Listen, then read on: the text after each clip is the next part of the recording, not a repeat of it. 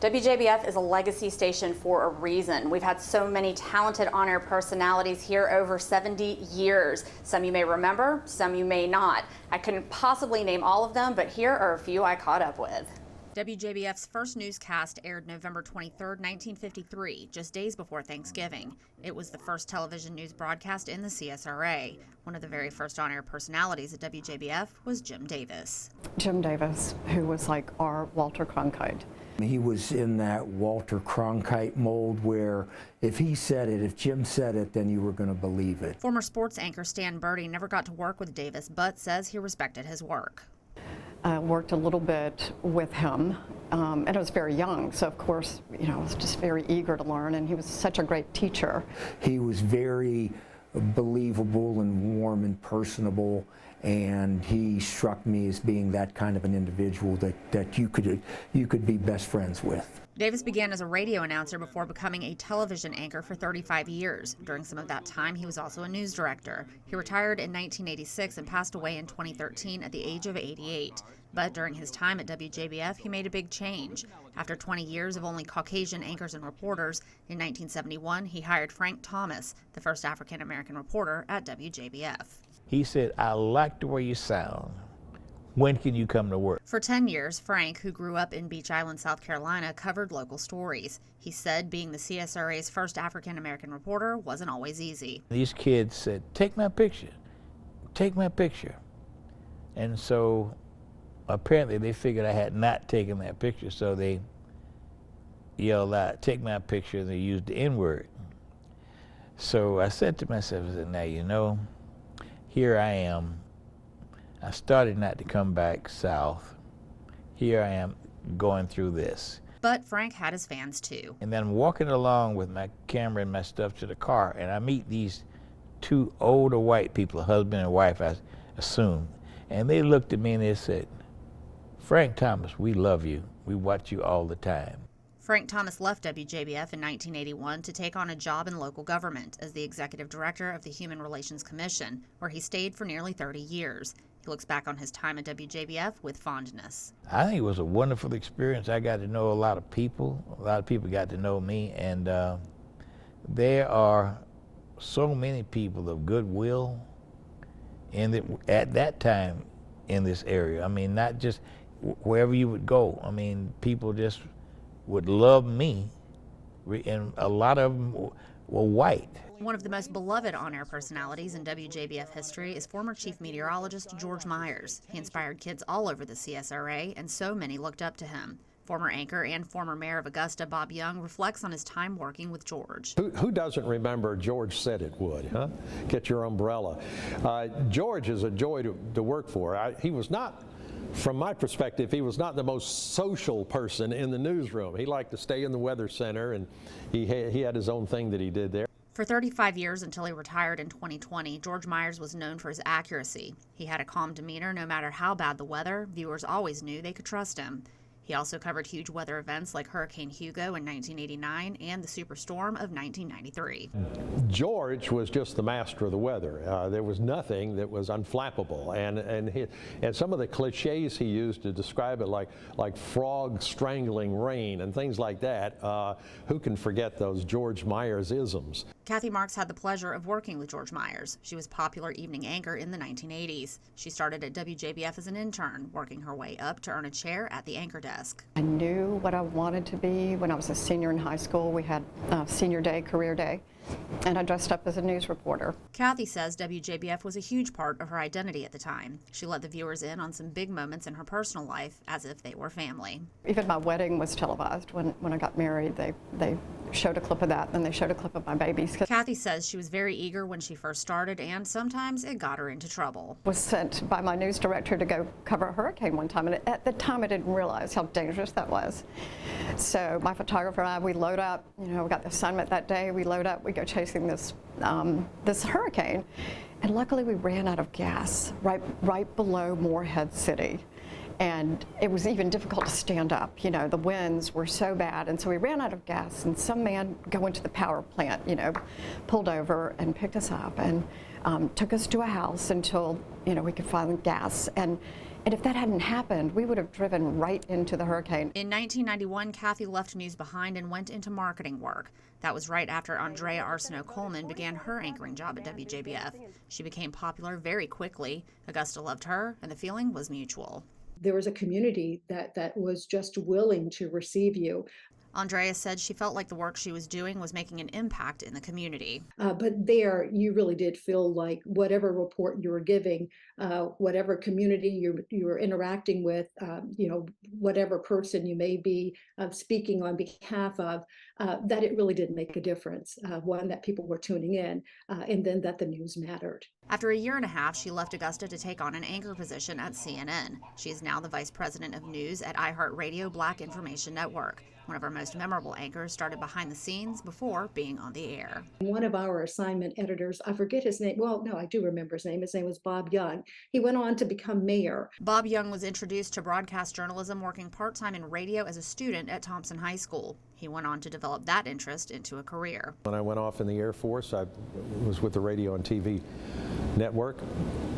And when I came back, I just immersed myself here in the Augusta market. Kathy worked with Bob and remembers when he was at WBBQ in the mornings. And I'm doing mornings at JBF, and I'd listen to my scanner, you know, listening for all the signals and codes, and I would get some really good ones, and I'd call Bob and I'd say, hey, Bob, are you aware that there's been a jailbreak? And so Bob began working as an assignment desk manager at WJBF in the mid-'80s before moving on to become an anchor. I really was not an on-the-air person. I did some stories from time to time, but I was more interested in the journalist side of it, getting the news stories, getting the facts, writing stories, and trying to develop some innovative content for the news shows. Bob anchored the evening news until 1998. Then he ran for mayor of Augusta and won.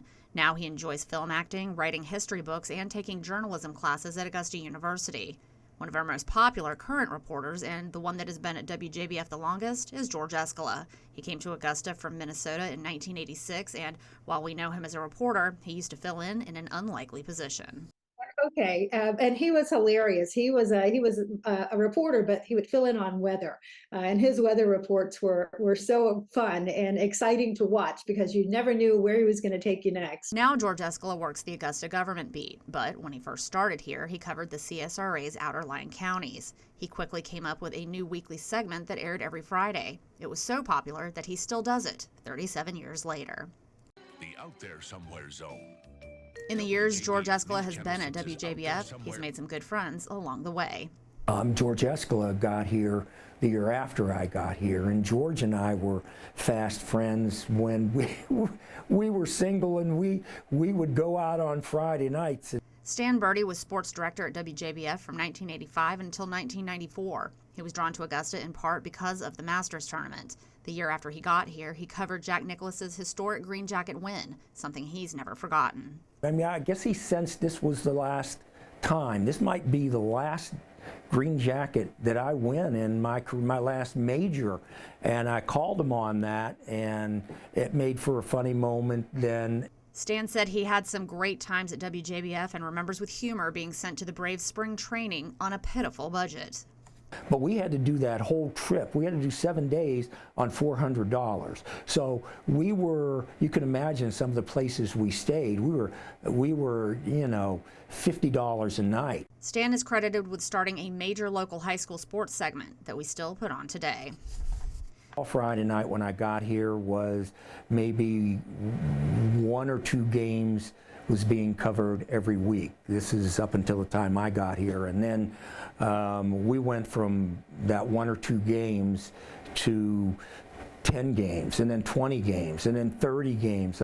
Stan says one of the most incredible stories he ever covered involved an Evans High School State Baseball Championship, a microburst, and a field fire, all in the same night. After what Stan describes as a small tornado cleared out, it began to rain, leaving the field in bad shape. In an effort to restart the game, the opposing teams set the field on fire to dry up the water. After all of that, Stan says the game took one more crazy turn in Evans' favor, all thanks to a teenage girl keeping score.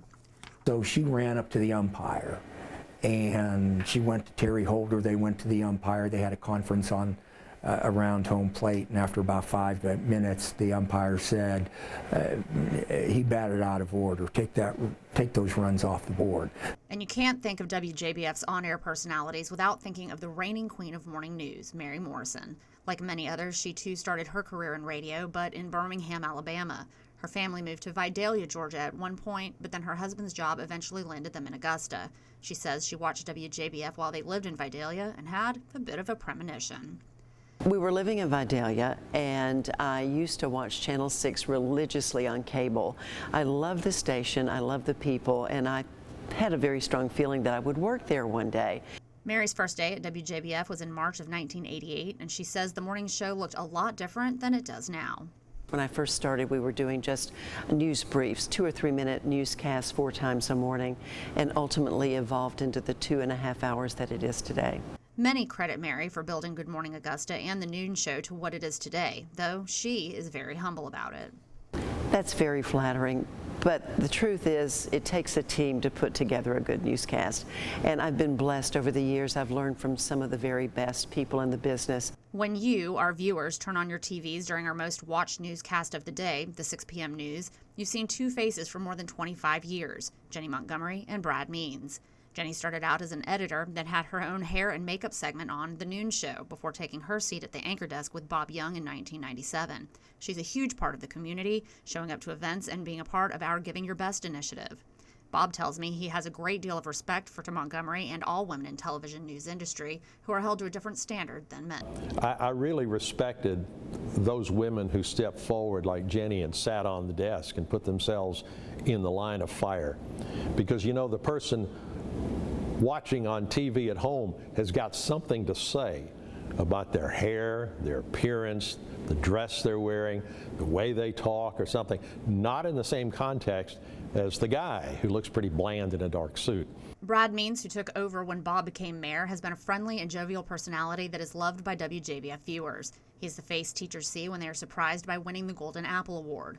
Brad and Jenny are a team that viewers have trusted for more than a quarter century and will continue to follow.